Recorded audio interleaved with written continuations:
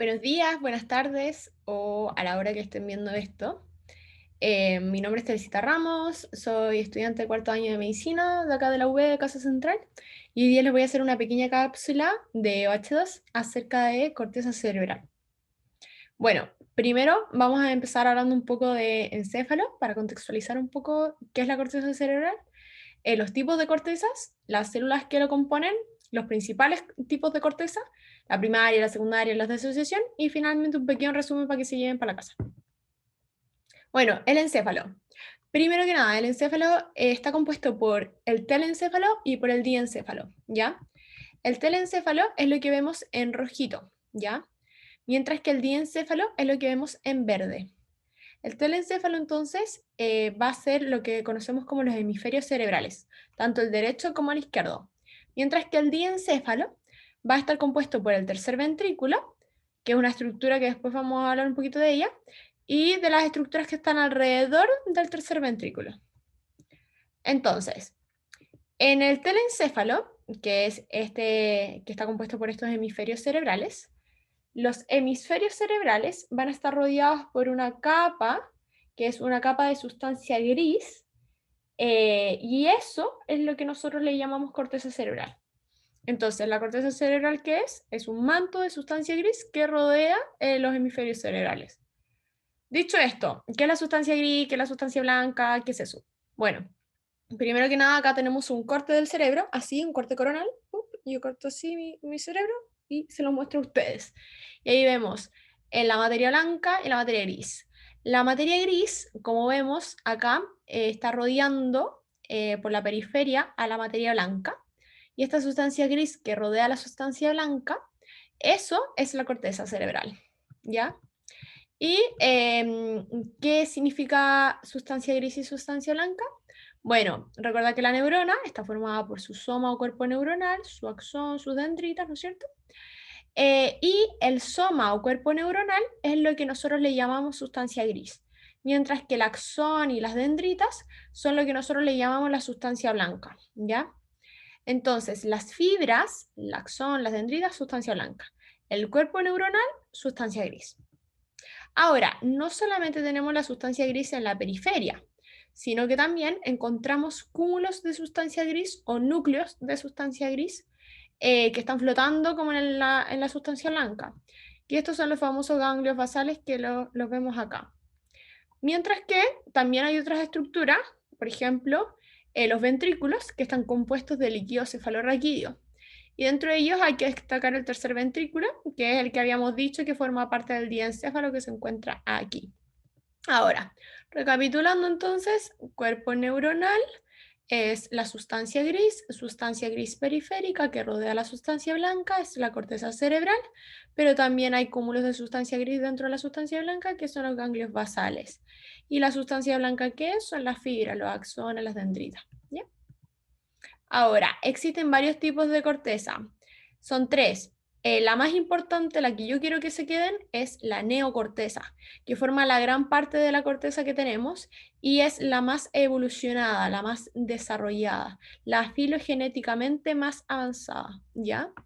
Mientras que está la paleocorteza y la arquicorteza, que son más penquitas porque son más primitivas, ¿ya? La neocorteza, que es la top, tiene 6 capas, mientras que la paleocorteza ya se va reduciendo, 3, 5 capas, y la arquicorteza solamente 3 capas, ¿ya? La neocorteza forma la mayoría parte de la corteza que tenemos, mientras que la paleocorteza, un poquito, dentro de ellas podemos encontrar la corteza olfatoria, y la arquicorteza forma el hipocampo, ¿ya? Pero entonces, ¿de cuál vamos a hablar? De la neocorteza. Si nosotros vemos al microscopio la neocorteza, vamos a ver que está formada por 6 capas, ¿ya?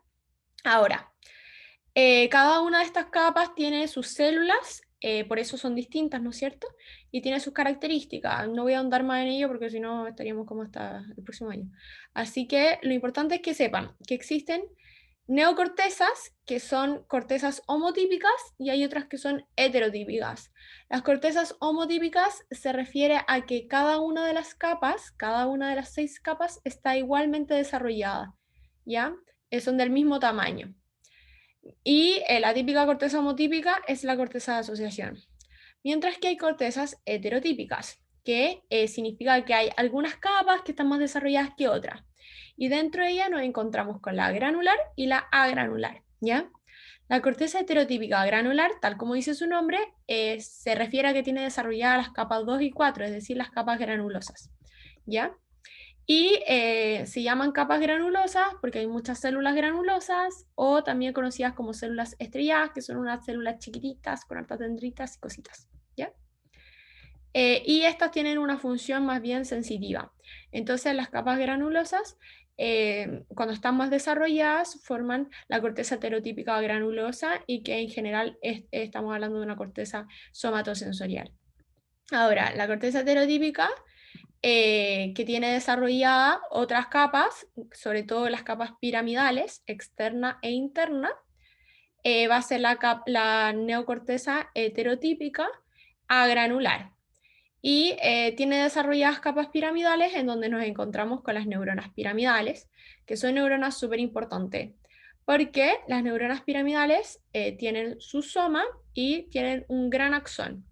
Ese axón es tan grande que llega incluso a proyectarse no solamente a las capas profundas de la corteza, sino que llega incluso más abajo, llega hasta la sustancia blanca. Los axones, de hecho, de las neuronas piramidales pueden formar, fibras de asociación, comisurales y fibras de proyección. ¿Qué son estas fibras? Bueno, los axones de las neuronas piramidales pueden ir a conectarse a otras estructuras del mismo hemisferio. Eso significa que son fibras de asociación. Cuando los axones se proyectan hacia el otro hemisferio, por ejemplo, desde el hemisferio derecho pasan al hemisferio izquierdo, se conoce como fibra de comisural, que esas son las típicas del cuerpo calloso. Pero si los axones de la neurona piramidal se proyecta por la sustancia blanca hacia abajo, hacia el tronco encefálico, algo así, entonces se conoce como fibras de proyección, ¿ya? Entonces, como podemos ver, las neuronas piramidales tienen una gran función porque conectan como todo el cerebro. ¿Y por qué? Porque tienen una función más bien motora, ¿no es cierto? La corteza granular, entonces, heterotípica, es típica corteza motora. Ahora, las neuronas piramidales, hay unas que son más chiquititas, que son las neuronas piramidales normales, pero hay unas que son gigantes, que son las gigantes de Betz, que son unas neuronas piramidales que son más grandes. Esa es la curiosidad. Y además, estas gigantes de Betz se encuentran en la corteza motora primaria, que es el área 4 de Brodmann, que después vamos a hablar, ¿ya? Y por eso también son tan importantes. Ahora bien, dicho esto, ahora vamos a ver un poco como más macro, cómo sería la corteza cerebral. Como podemos ver, esta es la típica imagen de la corteza: lóbulo frontal, lóbulo parietal, lóbulo temporal, lóbulo occipital, ¿ya? Tenemos cisuras y surcos. Acá dice surco, pero en verdad es una cisura, ¿ya? ¿Qué es una cisura y qué lo diferencia del surco? La cisura es como un repliegue de sustancia gris, de corteza, sobre sí mismo, ¿ya? Y por lo tanto genera un relieve, tiene una profundidad. El surco es más superficial, ¿ya? A diferencia de la cisura. Tenemos esta, que sí o sí se la tienen que saber, que es la cisura de Silvio o cisura lateral, y tenemos el surco central o surco de Rolando, ¿ya?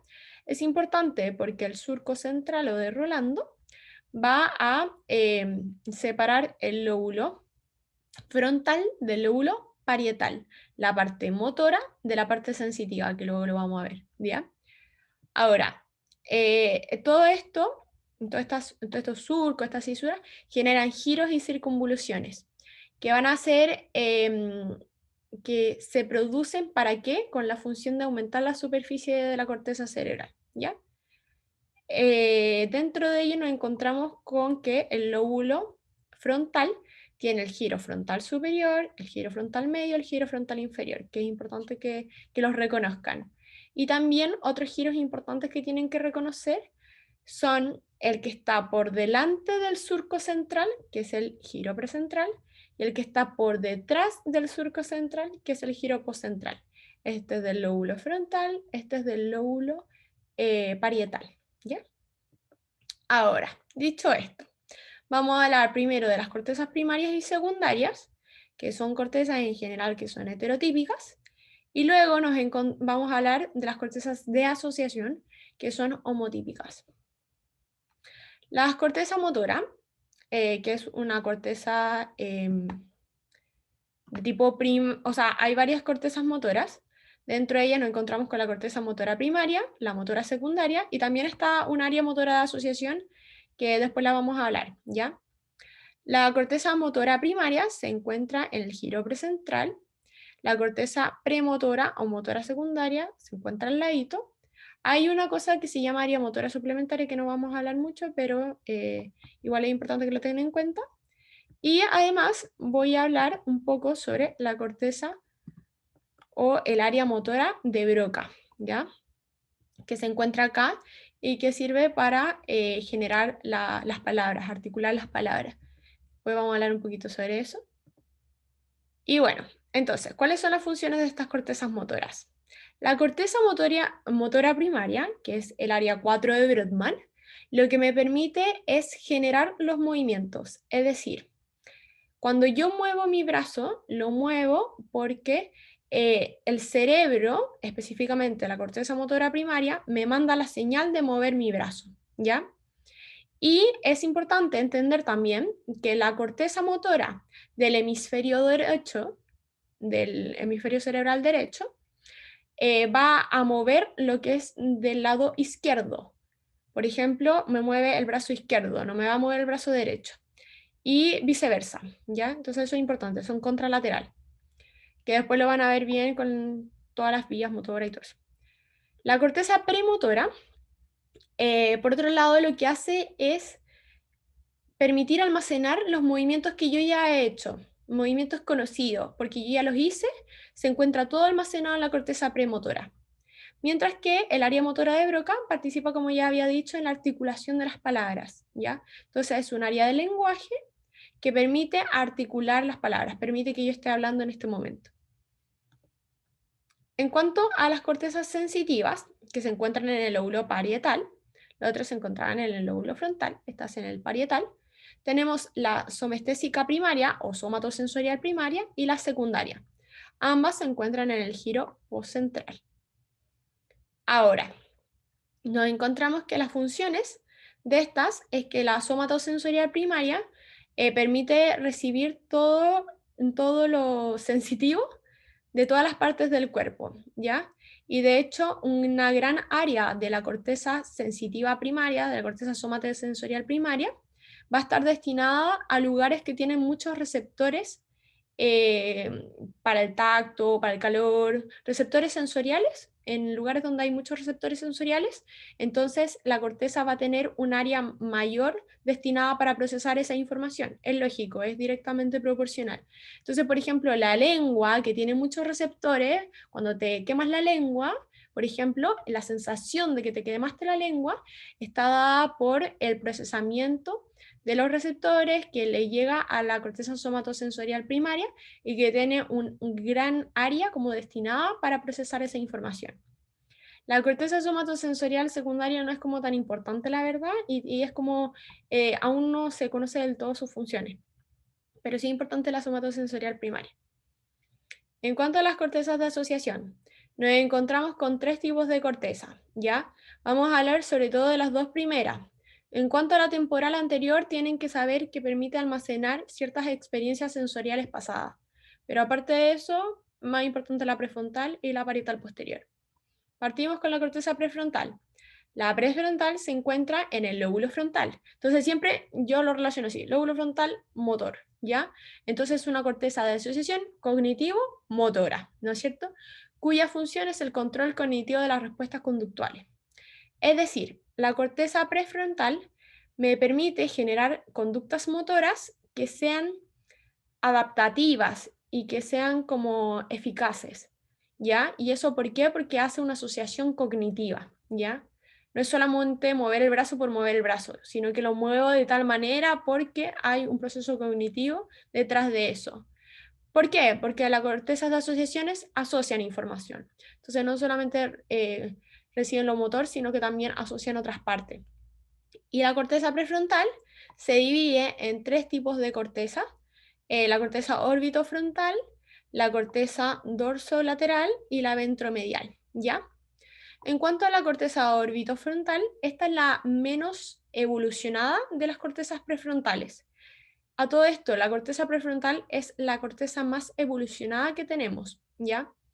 Dentro de ella, la orbitofrontal es la menos desarrollada, la menos evolucionada, mejor dicho, ¿ya? Y esta, de hecho, se encarga de o se relaciona con las conductas motivadas por alguna recompensa. Entonces, obviamente es mucho más primitivo, como más animal, ¿no es cierto? Como el condicionamiento animal es como lo mismo. Entonces, claro, me dan una recompensa y genero esa conducta, o genero esa conducta y me dan una recompensa, ¿ya? Eso tiene que ver con la corteza orbitofrontal. La corteza ventromedial es de un origen intermedio, ¿ya?